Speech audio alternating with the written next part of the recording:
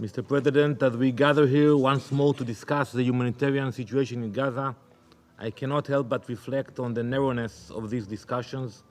We speak, as if by habit, about aid deliveries, about food and medicine, and yet there is hardly a mention of the hostages, our people still held in captive in the most brutal conditions imaginable. The 6 hostages executed in cold blood, whose faces you all saw last time we gathered here, were kept in a tunnel whose entrance was hidden beneath a child's bedroom. We all must ask ourselves how much of the aid ends up fueling the very tunnels that imprison the innocent. How much, if any, of the aid reaches the hostages? How much is stolen by the Hamas terror machine, never reaching the Palestinians? Let me be clear. Israel's humanitarian efforts during the war are unparalleled for a country which underwent its most tragic day and has since been forced to go to war. We have gone above and beyond our obligations, aiming to improve the well-being of a civilian population embedded within the enemy. The statistics are there for all to see. While they differ from the terrorist supply statistics, we urge the Council and the UN to stick to the facts. Over 1 million tons of aid have been delivered via more than 50,000 trucks. There have been nearly 1 million land crossings, providing vital supplies and assistance to the people of Gaza. Hardly a fraction of the crossings have ever been stopped. 800,000 tons of food and aid have crossed into Gaza under Israeli coordination. We have also acted dynamically in response to the changing circumstances. The polio vaccination campaign, ran in collaboration with UNICEF and the WHO, is well underway. As of September 10, over 500,000 Gazan children had been vaccinated. We appreciate our partners at UNICEF and the WHO for their efforts. Despite the slander, the noise, the panic, we have clearly demonstrated our willingness to work with cooperative agencies, those who truly care about the welfare of civilians and wish to work meaningfully with us. The cooperation with UNICEF and the WHO has been productive. Together, we have responded to the needs of Gazans as they arise, adapting to the humanitarian situation in real time. We also value the ongoing cooperation with Senior Humanitarian Coordinator Kach and her team. But we must draw a line.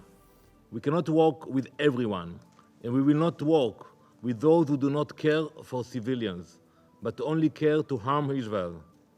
UNRWA Gaza has become nothing more than a cartel, fostering hatred and prolonging misery in Gaza. UNRWA Gaza does not assist, it enables. It enables the very forces that keep Gaza in a state of despair. We have documented proof of UNRWA staff involved in the Hamas-led atrocities of October 7.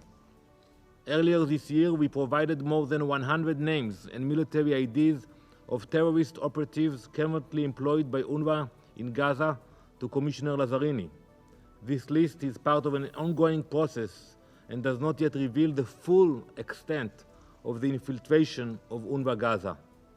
Yet, some here continue to fund this organization as if it were neutral, as if it were part of the solution and not part of the problem.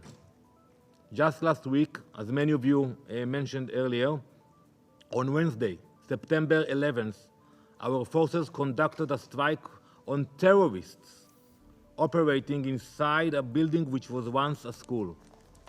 After we were accused by few dignitaries of killing local UNRWA workers in the strike, the IDF requested that the agency provide details and names of the workers so we may review the claim, as any liberal democracy would do.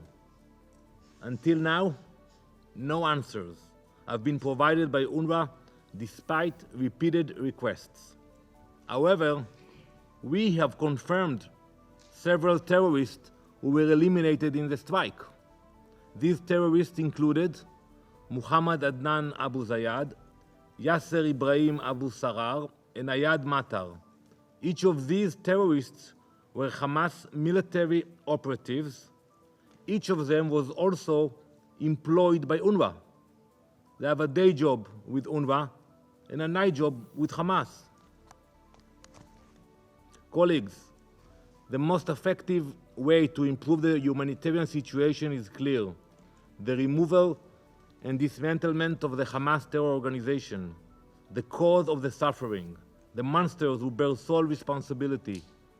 Defeating Hamas will allow the people of Gaza to shape their own future and rebuild their lives, working alongside the most successful and prosperous nations in the region.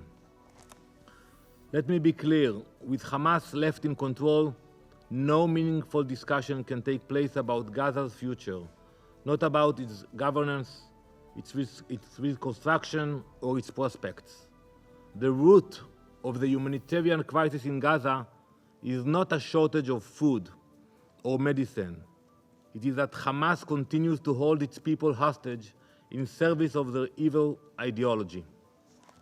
Our goal is very clear: to defeat Hamas, to secure the return of all our hostages, and to allow Gazans to take control of their own future, free from the grip of terror, free from the incitement and hatred that has poisoned their society for too long.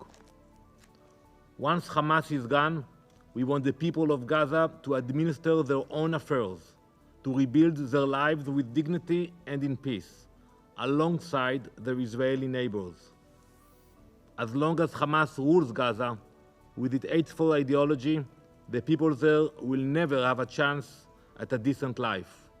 As long as Hamas holds our citizens hostage, as our families wonder if their loved ones are dead or alive, the real humanitarian work cannot begin.